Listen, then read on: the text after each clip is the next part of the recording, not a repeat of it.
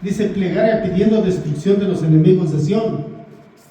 ¿Verdad que hasta parece como si una persona tuviera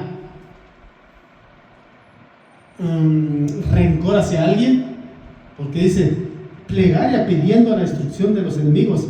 ¿Quién de nosotros que tenemos enemigos? Tanto los enemigos, literalmente, nadie le vamos a desear lo malo a ellos, ¿verdad que no? Aunque nos estén haciendo lo que nos estén haciendo, o nos hayan hecho lo que nos hayan hecho, nosotros no podemos decir: ojalá que Dios les castigue, que Dios no, que Dios tenga misericordia de ellos. Entonces, pero el encabezado dice: plegaria pidiendo la destrucción de los enemigos. Ahorita vamos a ver que el salmista, el que escribió este salmo, no quiere venganza, ni tiene rencor contra él, contra sus enemigos. Dice la bendita palabra en el nombre del Padre, del Hijo y del Espíritu Santo. En el versículo 1 dice: mucho me han angustiado desde mi juventud. Pude decir ahora a Israel. ¿Puede decir ahora a Israel? Muchos me han angustiado desde mi juventud, mas no prevalecieron contra mí. Sobre mis espaldas araron los aradores, hicieron largos surcos, y Jehová es el Señor justo. Cortó las coyundas de los impíos. Serán avergonzados y vueltos atrás todos los que aborrecen a Sión. Serán como la hierba de los tejados, que se seca antes de que crezca, de la cual no llenó el segador su mano ni sus brazos, el que hace gavillas, ni dijeron los que pasaban: bendición de Jehová sean sobre vosotros. Os bendecimos en el nombre de Jehová. Amén.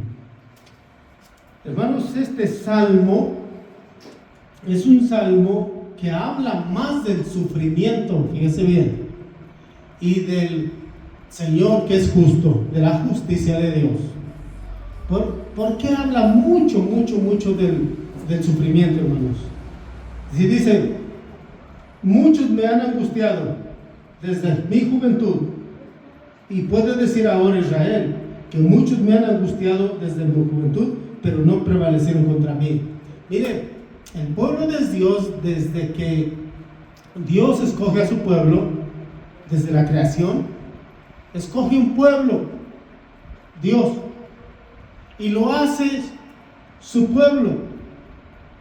Se manifiesta de muchas maneras, lo guarda, lo protege, lo bendice. Pero a partir de allí, el pueblo de Dios se constituyó enemigos, porque era el preferido de Dios, porque Dios siempre estaba con él, porque Dios siempre lo bendecía. Miraban la mano poderosa de Dios sobre su pueblo, y las demás naciones no los querían, siempre les hacían la guerra. Ahora bien, nosotros miramos en estos tiempos también, cuando usted empieza a conocer del Señor, usted empieza a asistir a una iglesia cristiana, a conocer del Evangelio, a conocer de la palabra de Dios, a instruirse. A partir de ahí, dígame si tiene más amigos, dígame si tiene más amistades, dígame si hay si hay más gente que le eche la mano. No. ¿Por qué, hermanos? Porque desde el principio la maldad se ha incrementado en la raza humana, y lo menos que quieren ver es a una persona feliz, y más que sea protegida por Dios. Ahora, saben bien que en el cristianismo, hermanos, nosotros, el Señor nos guarda. Saben bien el mundo, la gente, que el Señor está con nosotros, que su mano de poder está con nosotros, sobre nosotros, nos guarda, nos cuida, nos sana, nos protege, hermanos, y la gente no le agrada. Entonces, por eso dice el salmista: muchos me han angustiado desde mi juventud. O sea, a nosotros también, desde nuestra juventud nos han hecho la guerra, se han burlado de nosotros. Y sí es verdad, hermano, que a veces somos aborrecidos, a veces somos criticados. Hermanos, a veces hasta las personas te ignoran y te dicen hasta ignorante. A veces se mofan. ¿Sabe por qué, hermanos? ¿Por qué somos aborrecidos? ¿Por qué se burlan de nosotros? Por causa de Cristo. De verdad se lo digo. Es por causa de Cristo, hermanos. El pueblo de Dios, también los que le hacían la guerra,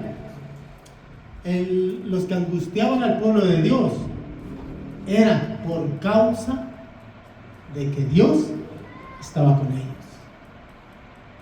O sea que nosotros no vamos a ignorar, hermanos, el sufrimiento que ahora está sobre los hijos de Dios.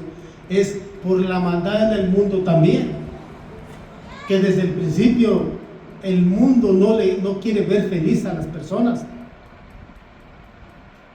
Y aunque estemos pasando por sufrimientos, hermanos, nosotros nos deleitamos en el Señor, porque confiamos en Él.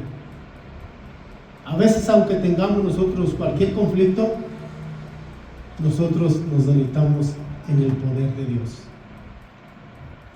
Ahora bien, hermanos, hay veces, hermanos, que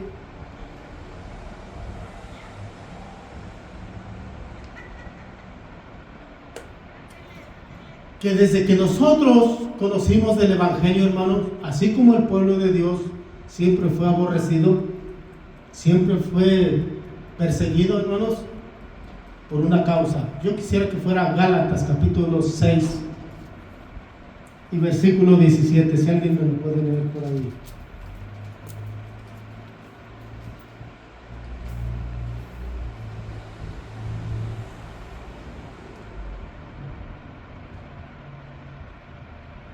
¿Quién lo tiene por ahí? Gálatas 6, 17. Dice,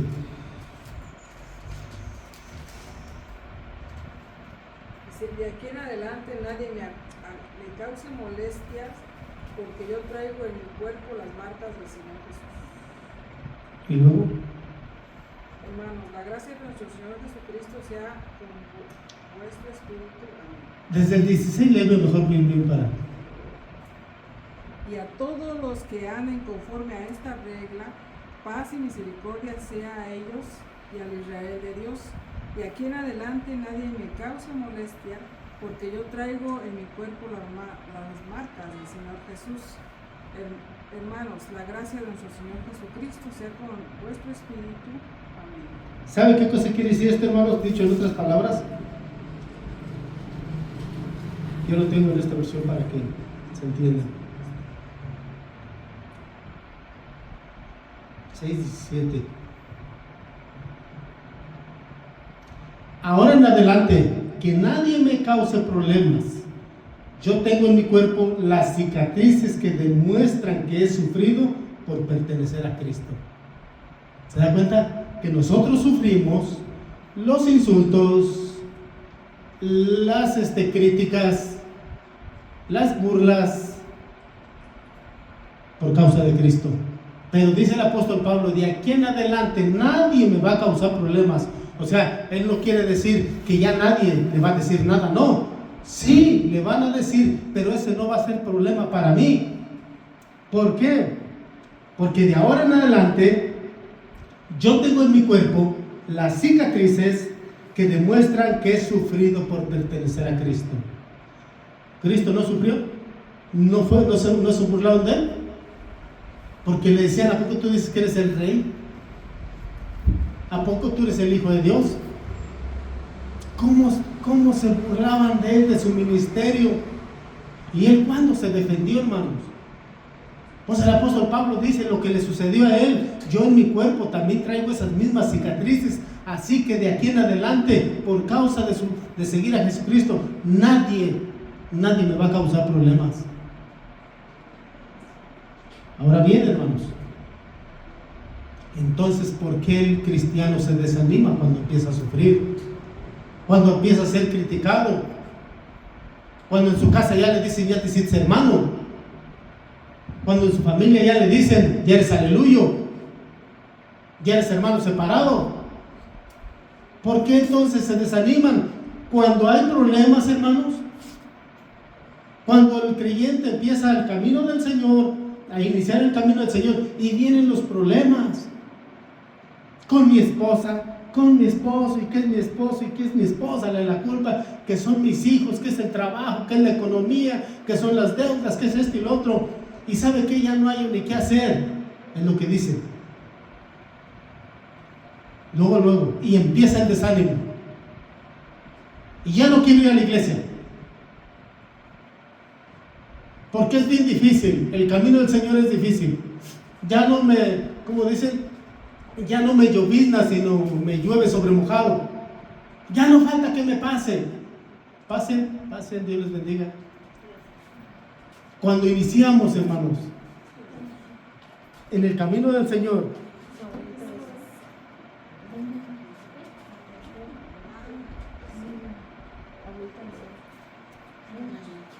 ahora bien, yo le quiero decir que no solamente el creyente, no solamente el cristiano batalla.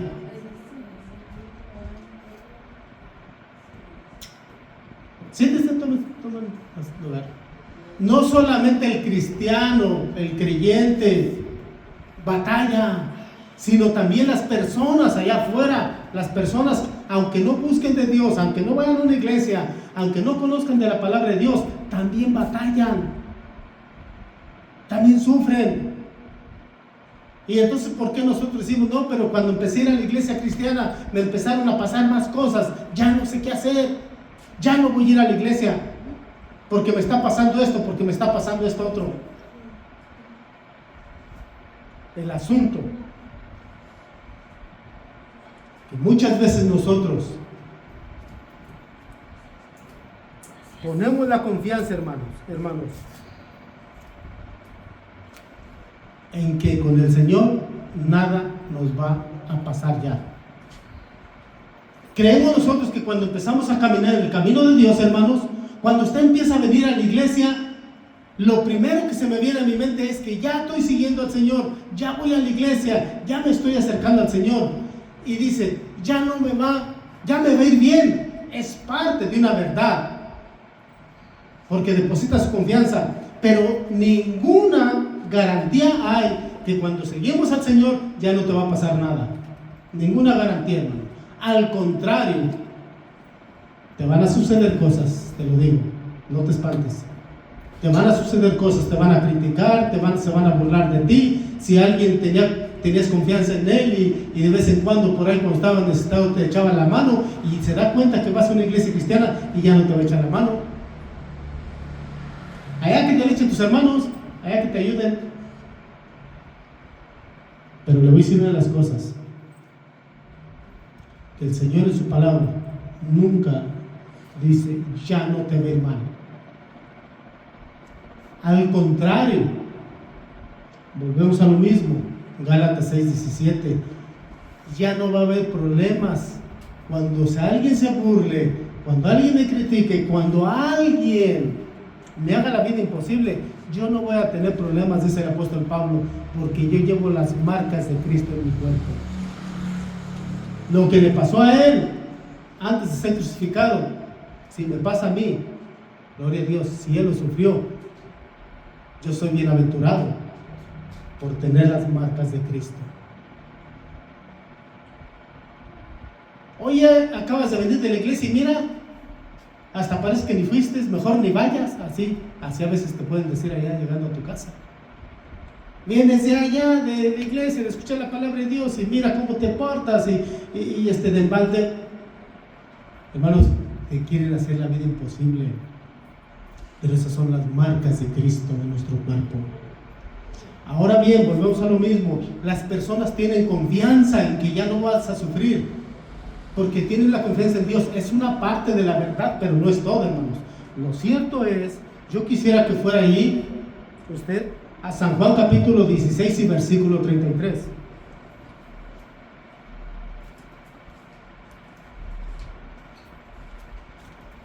Alguien que me pueda leer.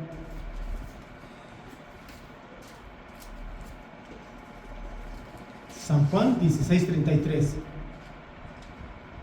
Esto es, hermanos, estamos viendo el tema del sufrimiento en el creyente. ¿Qué dice? Estas cosas os he hablado para que en mí tengáis paz. En el mundo tendréis aflicción, pero confiad, yo he vencido al mundo. ¿Se da cuenta, hermanos? Estamos en esta tierra. Nadie, Dios no nos va a garantizar. Estás en esta tierra. Busques de Dios, ya no te va a pasar nada. No, Él no dice eso. Él lo que sí te dice, que Él ha vencido al mundo y Él te trae paz en medio de la tormenta. Solamente confía. No confías en que, fíjese bien, no confíes en que no te va a suceder nada, sino confía que Él está contigo. Se malinterpreta a veces. Ya no me sucede nada. Mira, hay muchas personas que sí lo dicen. Desde que entré al camino del Señor, no, hombre, el Señor me ha bendecido, me ha ido bien en todo, no tengo problemas con nadie, mi trabajo, gloria a Dios, es parte de la bendición de Dios.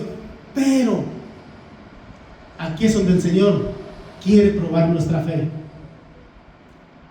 Dice que nosotros podemos tener paz en medio de la tormenta, porque Él ya venció al mundo.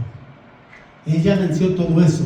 De modo que ahora nuestra confianza es que Él está con nosotros en medio de la tormenta. Mañana no tengo ni qué comer, no tengo qué hacer para comer. Y hermanos, a nosotros nos ha pasado, a mi esposa, a mí y a mí. Pero el Señor no nos deja, nunca nos ha dejado sin comer. Problemas económicos que uno se busca a veces por cualquier situación, pero el Señor ahí está, porque es fiel por amor a Él mismo, hermanos. Y te sorprendes, y Él te sorprende. Ahora bien, hermanos, ninguna garantía hay de que no nos vamos a enfermar.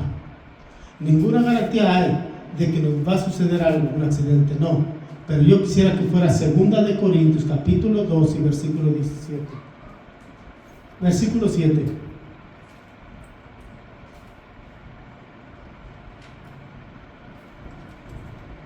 ¿Qué dice? Siete, 8 y 9. ¿Quién me lo puede leer? Así que, al contrario, vosotros más bien debéis perdonarle. 2 de Corintios. De Corintios. 2. 12. 12 qué? 17, 12, 7, perdón. Y para que la grandeza de las revelaciones no me exaltase desmedidamente, me fue dada un aguijón en mi carne, un mensajero de Satanás que me ofreté para que no me enaltezca sobremanera. Respecto a lo cual 3 veces he rogado al Señor que me lo quite de mí, y me ha dicho, bástate mi gracia, porque mi poder se perfecciona en la debilidad. Por tanto, de buena gana me gloriaré más bien en mis debilidades, para que repose sobre mí el poder de Cristo. Fíjense bien lo que dice el apóstol Pablo, hermanos. 3 veces, mire, dice que él, por el conocimiento que tenía el apóstol Pablo, hermanos, el apóstol Pablo era un hombre que conocía la ley, que conocía, era un teólogo, era una persona que nadie lo podía presumir a él de lo que sabía, porque él estaba instruido, dice, a los pies de Gamaliel. O sea, una persona muy instruida. Pero dice que para que ahora te vea tener un encuentro con Jesús, el Señor hizo muchas cosas a través de Pablo, pero él mismo reconoce, dice, para que la grandeza, para que no se me suba, ¿sí?, a mí lo que Dios ha hecho en mí, dice, se me ha puesto un aguijón en mi carne. ¿Sabe lo que es un aguijón en su carne? Es un dolor, una punzada, una enfermedad. Dice, a los cuales yo he rogado 3 veces a Dios que me lo quite. O sea, el apóstol Pablo, siendo un hombre que a través de él Dios hacía milagros, pero qué triste es cuando uno también ha visto milagros que Dios ha hecho a través de uno al orar por una persona, y que a veces en nuestra vida no sucede un milagro. Y no es que falle la fe, sino que el Señor nos conoce a nosotros, sabe cómo pensamos y sabe de qué somos capaces. El apóstol Pablo podía enaltecerse por lo que Dios había hecho en su vida. Entonces, ahora se me puso un aguijón en mi carne para no exaltarme. 3 veces le he pedido a Dios que me sane. Dice, pero el Señor no me ha sanado. ¿Por qué cree que no le sanó el Señor? ¿Vale? Para que no se exaltara. Una, para que no se exaltara. Para que no se le subiera lo Pablo. Segunda, para que el poder se manifestara en su vida. Porque cuando una persona, hermanos, ya no haya qué hacer con su sufrimiento, yo sí se lo digo, hermanos, en esta hora, por favor, atesore esta palabra. Cuando ya no hay nada que hacer, ha orado usted al Señor y tiene la confianza de que el Señor le va a ayudar, pero no ha sucedido nada hasta ahorita. Hermano, ¿sabe qué le responde el Señor a Pablo? Bástate mi gracia. El Señor le dijo, hermanos, bástate mi gracia. En otras palabras, Dios le dice, mira Pablo, tú has orado 3 veces para que te quites ese aguijón, esa enfermedad que estás pasando. Sé que estás sufriendo, sé que es incómodo para ti, sé que me sirve, sé que vas a predicar para un lado y otro y vas con esa enfermedad, es incómoda. Pero te digo una cosa, bástate con mi amor. Porque en mi amor se perfecciona tu debilidad. Eso es lo que quiere decir, hermanos.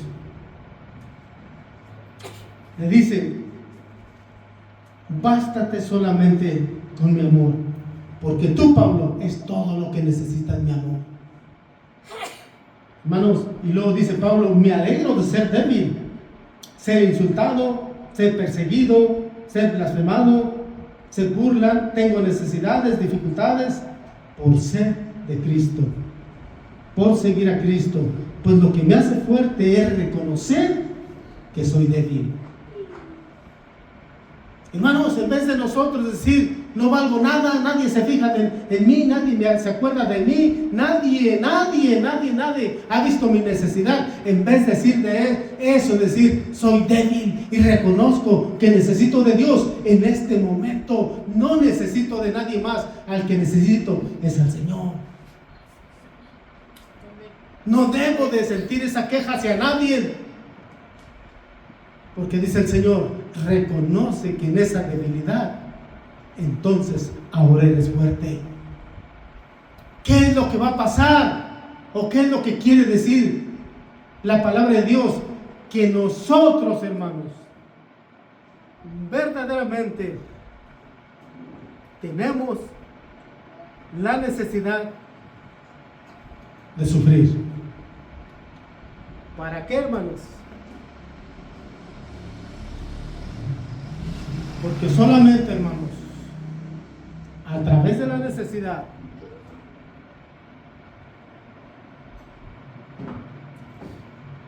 nuestra vida espiritual se puede forjar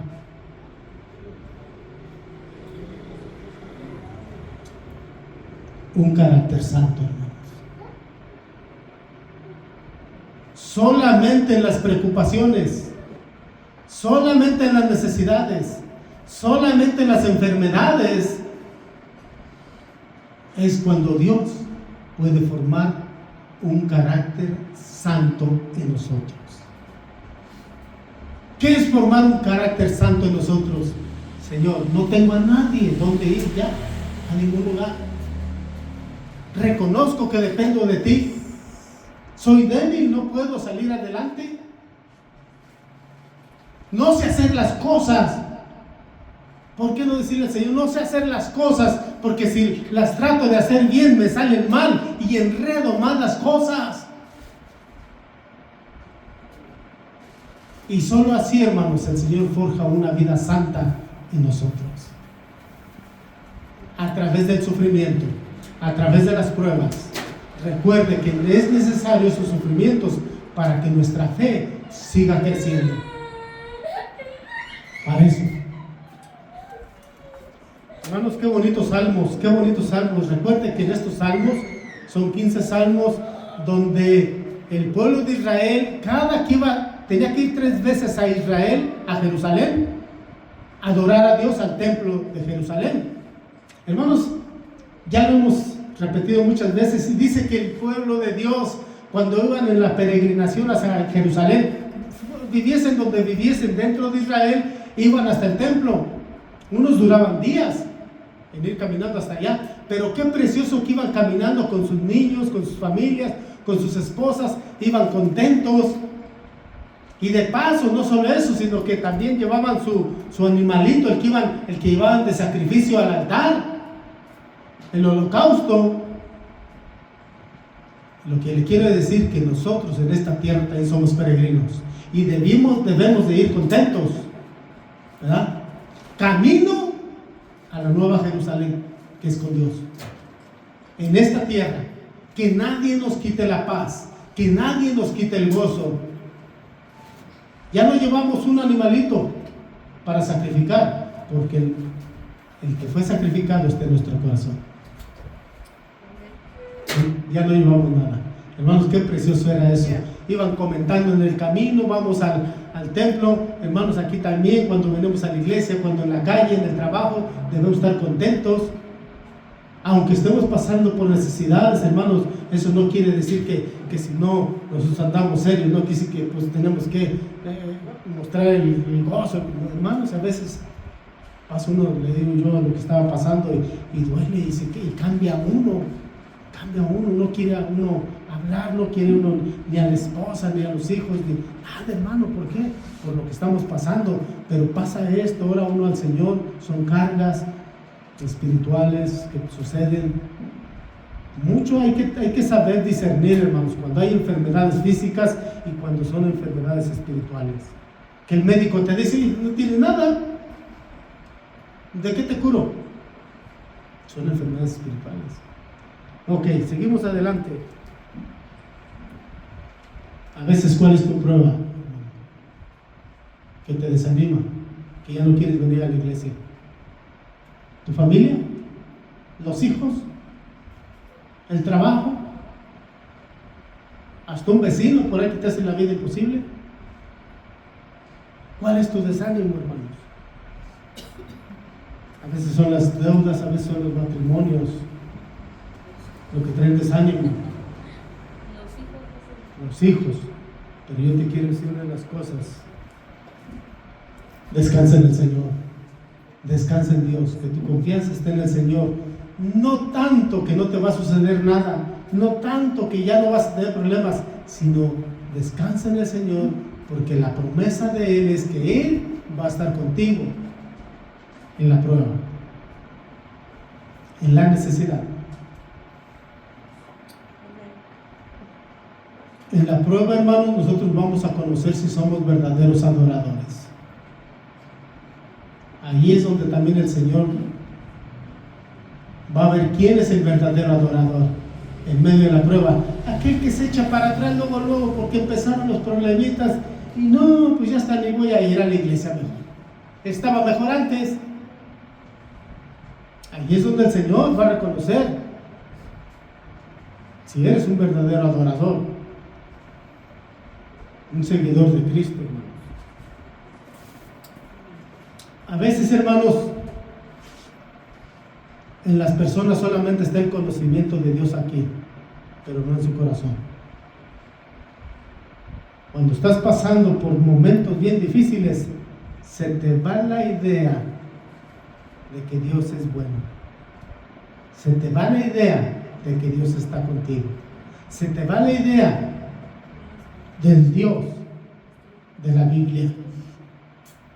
Pero cuando eres un verdadero adorador, dices, yo voy a escuchar la palabra de Dios, pase lo que pase.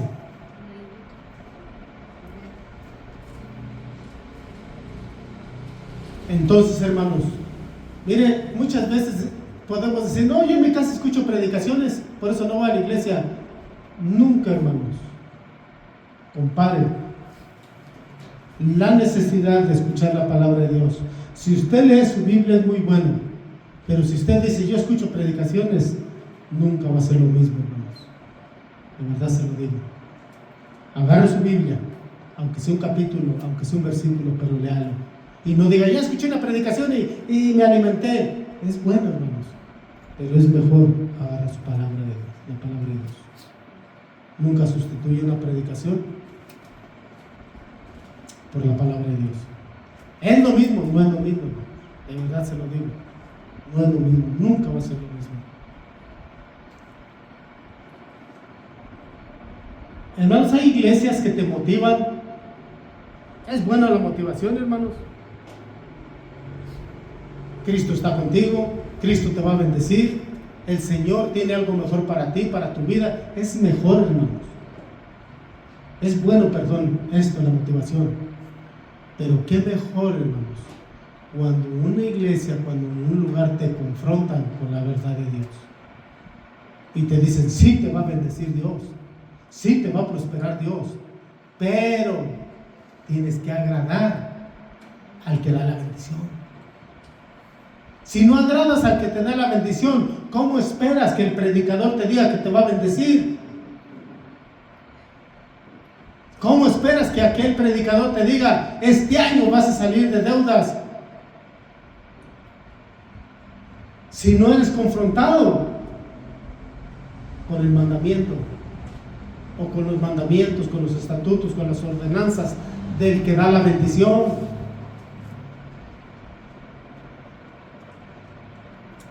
Luego dice enseguida, hermanos, vamos adelante. Muchos me han angustiado desde mi juventud, el 2, mas no prevalecieron contra mí. O sea que quiere decir, no acabaron conmigo. Sobre mis espaldas araron aradores, hicieron largos surcos. Jehová es justo. Hermanos, dice el salmista, todos esos que me querían hacer daño, me hirieron como un arador, como una persona que siembra en el campo. Cuando mete la yunta, así sentía yo los dolores de lo que me lastimaban esas personas. Pero el Señor es justo. ¿Cuántos saben que el Señor es justo? ¿Por qué es justo? Porque no nos ha dado a nosotros nuestra paga. ¿Qué cosa quiere decir eso? Que nosotros teníamos que pagar lo que nosotros hicimos y estamos haciendo en esta tierra, pero Él ya lo pagó en la cruz del Calvario, porque tenemos un Dios justo. ¿Cuál es la justicia de Dios? Que el justo tuviera que pagar, que el injusto tenía que pagar, pero dice, mandó a su Hijo para que pague por ti. Para nosotros es injusto eso, porque yo lo tenía que pagar. No es justo que alguien pague una deuda por mí. No es justo, eso es injusto. Pero cuando la pagan por ti, esa es justicia de Dios. Dice, no te costó nada la salvación. A Jesús sí le costó su vida. ¿Y por qué no la valoras? ¿Por qué la tienes en tan poco? Ay, de vez en cuando que me acuerde de Dios. Ay, de vez en cuando, cada año que me acuerde y voy a las 3 caídas. ¿Y por qué no a diario reconocemos el sacrificio de Jesucristo en la cruz del Calvario? De quienes tenemos un Dios justo. Y luego dice, serán avergonzados y vueltos atrás todos los que aborrecen la Sión. Yo les decía al principio, cuando el salmista dice, serán todos avergonzados y vueltos atrás todos los que me aborrecieron, todos los que me hicieron daño. ¿Usted qué cree que este salmista tenía rencor? ¿Usted cree que este salmista quería que Dios fuera justo y los castigara y los matara a los que le hicieron daño al pueblo de Israel, de Dios? No, hermanos, Él no está hablando de esa manera, porque nadie que ame a Dios puede tener rencor hacia alguien. Nadie que ame a Dios puede desear nada contra su enemigo. Nadie que ame a Dios puede odiar a alguien. Este salmista no decía porque odiara a sus enemigos. Cuando él dice, porque Dios es un Dios justo, y todos esos que nos hicieron daño van a ser van a ser cortados y se van a ser avergonzados y vueltos atrás. ¿Sabe por qué lo decía el salmista? No lo decía por rencor, sino porque conocía que la justicia viene de Dios. Y Dios, para ser justo, tiene que enjuiciar a alguien. ¿Sí? A nosotros, ¿ya? El juicio que venía sobre nosotros, hermanos, era terrible. Pero Dios dice: es mi hijo el que va a pagar por ti. Ese es el juicio de Dios también. Dice: serán como la hierba de los... Fíjese bien, yo quisiera que aprendiera esto. Vamos, en el versículo 6 dice: serán como la hierba de los tejados, que se seca antes que crezcan. Para comprender esto, tenemos que leer el versículo 7: de la cual no llenó el segador su mano, ni sus brazos al que hace gavillas. Hermanos, en esos tiempos de Jesús, cuando alguien iba a segar al campo, ya la siega, ya la cosecha, llenaban sus manos de gavillas, de la cosecha, de lo que se había sembrado.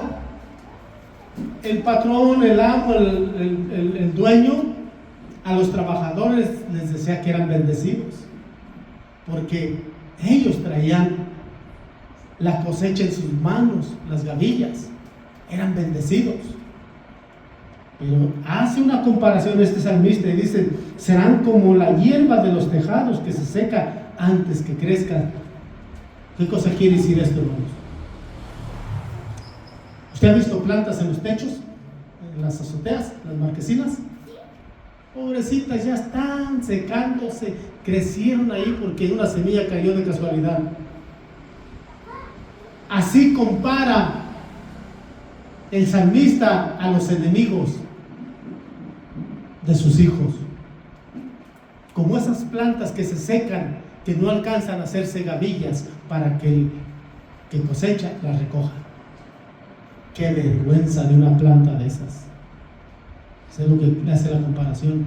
Qué vergüenza que no alcanza a compararse con la siembra, con la cosecha.